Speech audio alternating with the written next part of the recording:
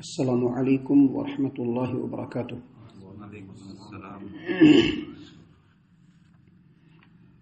اعوذ باللہ السمیع العلیم من الشیطان الرجیم من ہمزہ ونفخہ ونفثہ۔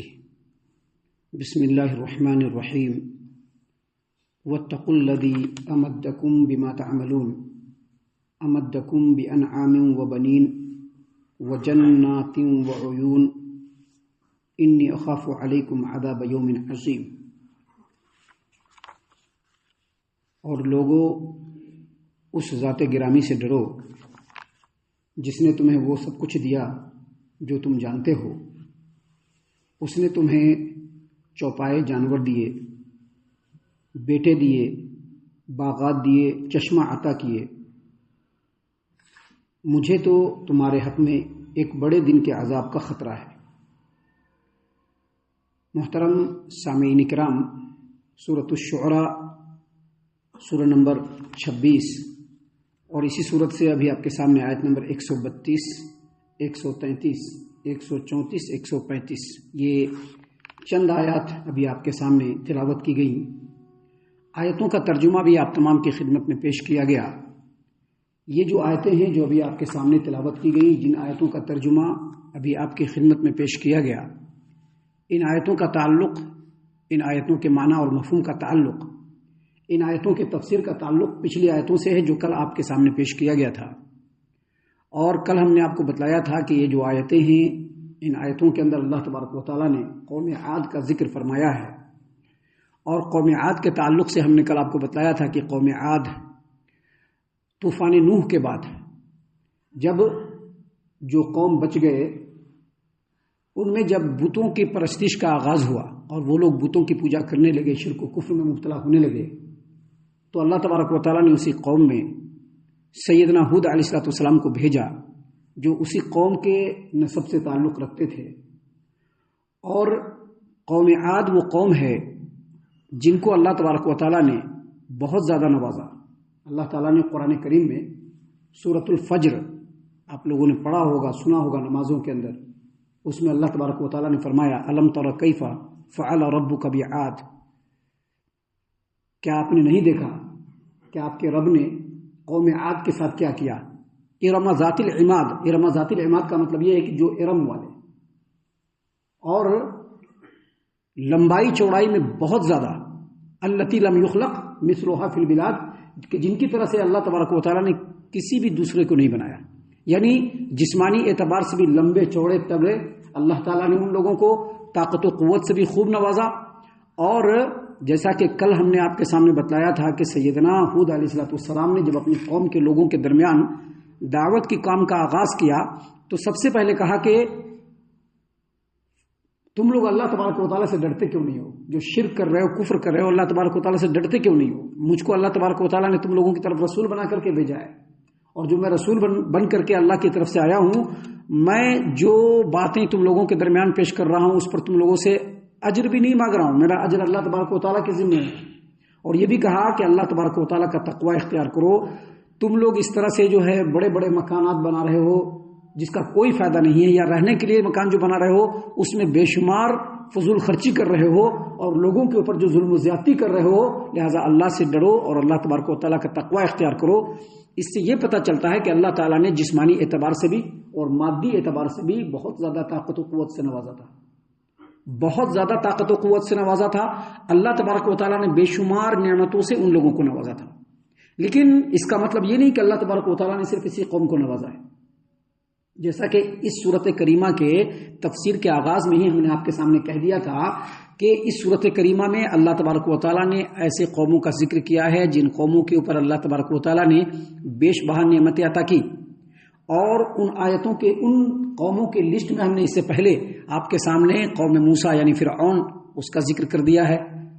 اس کے بعد جو ہے نوح علیہ السلام کی قوم کا ذکر اللہ تبارک و تعالیٰ نے کیا ہے۔ سیدنا ابراہیم علیہ السلام کی قوم کا، ان کے والد کا ذکر اللہ تبارک و تعالیٰ نے کیا۔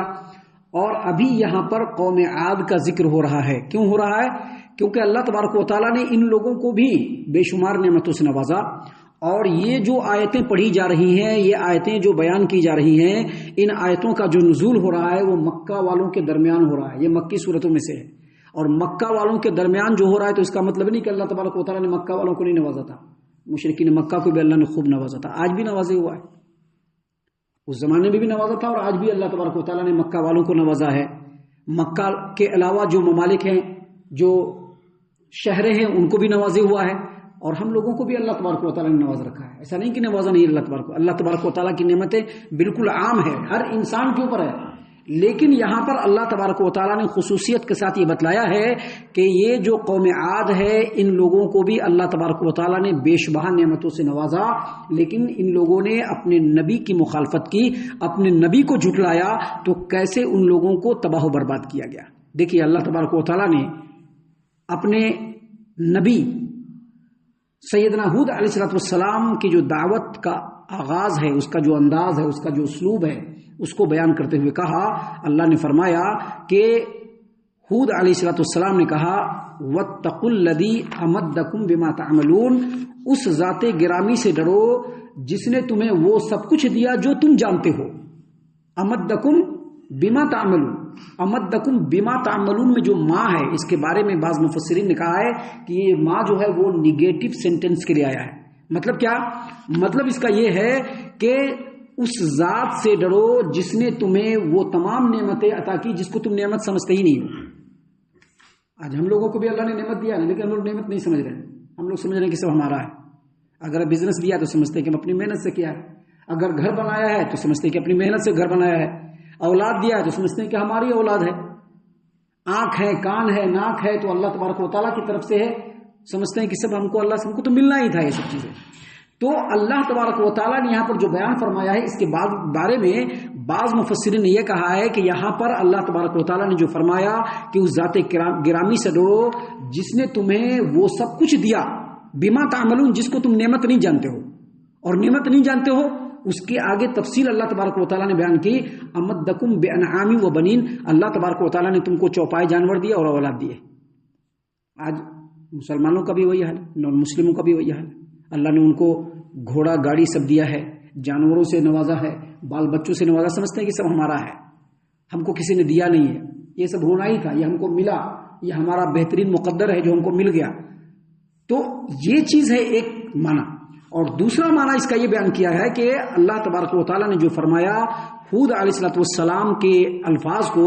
کہ وَاتَّقُوا اللَّهَ الَّذِي أَمَدَّكُم بِمَا تَعْمَلُونَ، اس رب سے ڈرو، اس ذات گرامی سے ڈرو جس نے تم کو وہ سب کچھ دیا جو تم جانتے ہو کہ وہ اللہ کی نعمت ہے۔ بہت سارے لوگ ہیں جو جانتے ہیں کہ اللہ کی نعمت ہے،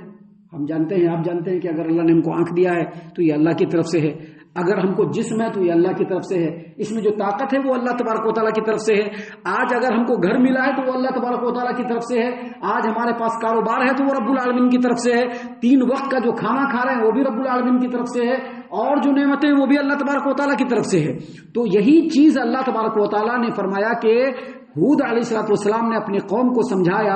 کہ تم لوگوں کو اللہ نے اتنا نوازا ہے، تم لوگ اس طرح سے فضول خرچی کرتے پھر رہے ہو، بیکار کے گھر اور بنگلے بناتے پھر رہے ہو، اور لوگوں کے اوپر جو ہے ظلم و ستم کر رہے ہو، اللہ نے طاقت سے نوازا ہے تو کمزوروں کو دبا رہے ہو۔ وَاتَّقُوا الَّذِي أَمَدَّكُم بِمَا تَعْمَلُونَ، اس ذات گرامی سے ڈرو جس نے تم کو ان نعمتوں سے نوازا جن کے بارے میں تم جانتے ہو کہ وہ اللہ کی نعمت ہے، اور وہ اللہ کی نعمت کیا ہے آگے تفصیل بیان فرمایا، امدکم بانعام و بنین، اس رب العالمین نے تم لوگوں کو چوپائے جانوروں سے نوازا۔ آج چوپائے جانوروں کا زمانہ شہروں میں اس قدر نہیں ہے، نہیں تو ہم لوگوں کے پاس بھی ہوتا تھا، دیہات میں ہر دروازے پر آپ دیکھیں گے چوپائے جانور اللہ نے ان کو دے رکھے ہیں، جو جیسا ہے جس طرح کا ہے، زیادہ ہے تو اس کے پاس زیادہ جانور ہے، کم ہے تو اس کے پاس کم جانور ہے۔ تو اللہ تبارک و تعالیٰ نے فرمایا کہ وہی اللہ ہے جس نے تم لوگوں کو چوپائے جانور عطا کیے، اولاد عطا کیے، اور اولاد میں بھی خاص طور سے اللہ نے تم لوگوں کو بیٹا دیا، کیونکہ بیٹوں کے بارے میں لوگوں کی بڑی چاہت ہوتی ہے، تو اللہ نے فرمایا کہ بیٹے اللہ تبارک و تعالیٰ نے تم کو دیے، وَجَنَّاتٍ وَعُيُونٍ، اور اللہ تبارک و تعالیٰ نے تم لوگوں کو باغات عطا فرمائے۔ باغات، جنات، یہ جنت کی جمع ہے جنات، جنت اصل میں وہ بھی ہے جو ہم لوگوں کو ملنے والا ہے، لیکن دنیا میں جتنے بھی باغات ہیں اس کے لیے جنت کا لفظ استعمال ہوتا ہے۔ تو اللہ نے فرمایا کہ اے قوم ہود علیہ السلام نے اپنے قوم سے کہا کہ اے میری قوم کے لوگوں، اللہ تبارک و تعالیٰ نے تم لوگوں کو چوپائے جانور عطا کیے، تم لوگوں کو بیٹے بیٹیاں عطا کیے، تم لوگوں کو باغات عطا کیے، تم لوگوں کو نہریں اور چشموں سے نوازا، انی اخاف علیکم عذاب یوم عظیم، لیکن تم لوگوں کا جو کرتوت ہے، تم لوگوں کا جو اس کے ریئیکشن میں جو عمل ہے، اور تم لوگ جو عملی زندگی گزار رہے ہو، اور جس طرح سے تم لوگ اللہ تبارک و تعالیٰ کی نعمتوں کو ملنے کے بعد بھی اللہ تبارک و تعالیٰ کی مخالفت میں اترے ہوئے ہو، مجھ کو ڈر ہے کہ تمہارے حق میں ایک بڑے دن کا عذاب آئے گا جس کا مجھ کو خطرہ ہے۔ اتنا جو بتلایا گیا ہے یہ ہود علیہ السلام نے اپنے قوم کے لوگوں کو سمجھایا۔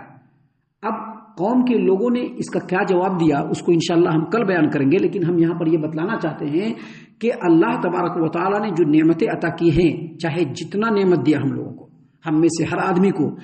اس بات کو جو سننے والے ہیں ان میں سے ہر ایک کو، اس دنیا میں جتنے بھی انسان ہیں، جتنے بھی مسلمان ہیں، ان تمام کو جو اللہ تبارک و تعالیٰ نے نعمتیں عطا کی ہیں وہ اس لیے عطا کی ہیں کہ ان نعمتوں کے بدلے میں بندے اللہ تبارک و تعالیٰ کے شکر گزار بن جائیں۔ اور شکر گزار بننے کا مطلب یہ ہے کہ جو اللہ کا حکم ہے اس کے سامنے سر جھک جانا چاہیے، جو اللہ کی نافرمانی ہے اس سے اپنے آپ کو کنارہ کش رکھنے کی کوشش کرنی چاہیے۔ ہم اللہ سے دعا کرتے ہیں کہ اللہ تعالی ہم تمام کو ان تمام باتوں کے اوپر خوب غور و فکر اور تدبر کرنے کے ساتھ ساتھ ان باتوں پر عمل کرنے کی بھی توفیق عنایت فرمائے، آمین۔ اللہ تعالی ہم تمام کو صحیح معنوں میں پکا سچا مومن مسلمان بنائے، اللہ اور اس کے رسول صلی اللہ علیہ وسلم کی اطاعت و فرما برداری کرنے والا بنائے، صحابہ کرام رضی اللہ عنہم کے طریقے پر چلنے والا بنائے، جنت الفردوس میں جگہ عطا فرمائے۔ اے اللہ ہم تمام کو جہنم سے پناہ دے، اے رب العالمین ہم تمام کو جہنم سے پناہ دے، اے مالک الملک ہم تمام کو جہنم سے پناہ دے، آمین یا رب العالمین۔ وما علینا الا البلاغ المبین۔